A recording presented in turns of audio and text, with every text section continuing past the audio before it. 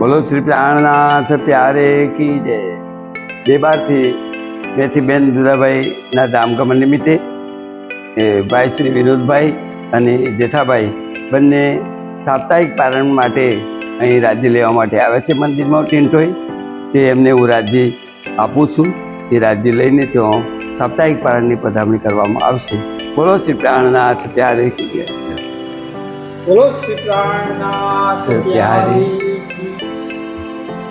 બોલો શ્રી પ્રાણનાથ પ્યારે કી જય। તો સુંદર સાહેબજી આજે અમે આવી ગયા છીએ શ્રી કૃષ્ણ પ્રણામી રાજ મંદિર ટીન્ટોઈ ગામમાં। તો ટીન્ટોઈ ગામે અડસર પરાગનામાં મોટામાં મોટું ગામ છે। ત્યાં પ્રણામી સુંદર સાહેબ મોટી માત્રામાં ખૂબ જ ભક્તિભાવથી જે પ્રણામી ધર્મના ઈષ્ટદેવ રાજ સમાજની પૂજા અર્ચના કરતા હોય। પ્રણામી જે રાજ મંદિરના જે મહંત સ્વામી છે એ કૃષ્ણદાસ મહારાજના ધામ જે મધ્યપ્રદેશના બુદેલખંડમાં આવેલું છે।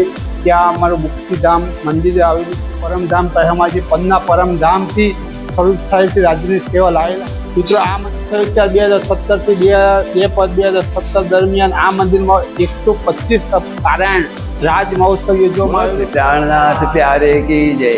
સાથ મળીને સાંભળો, જાગી કરો વિચાર, જેણે અજવાળું આ કર્યું પરખો પુરુષ એ પાર। આ પણ હજી નથી ઓળખ્યા, જુઓ વિચારી મન, વિવિધ પેરેતમ જાવ્યા અહીં દેતાર્તમ।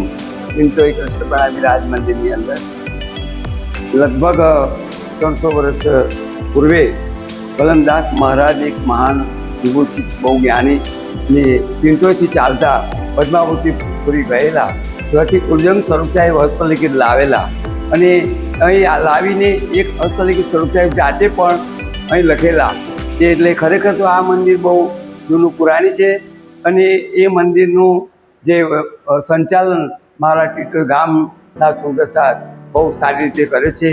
આજે પણ 125 પારાયણ પણ પહેલાં કરેલા અને આજે પણ મંદિરનું જીર્ણોદ્ધાર કરે છે।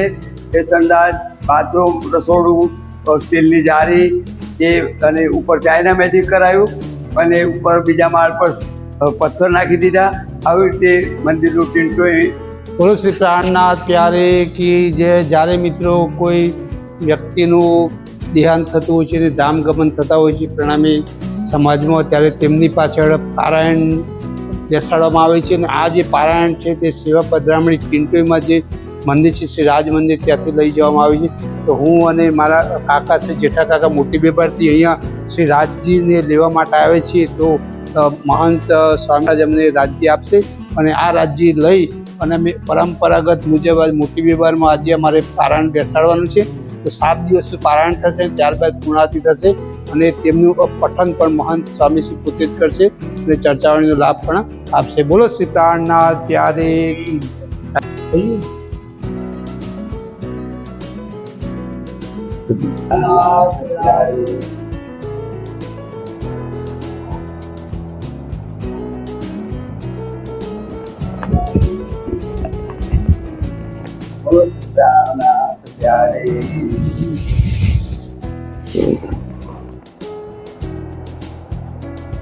મારી સાથે વડીલ જીતાભાઈ પ્રણામી ઉપસ્થિત છે।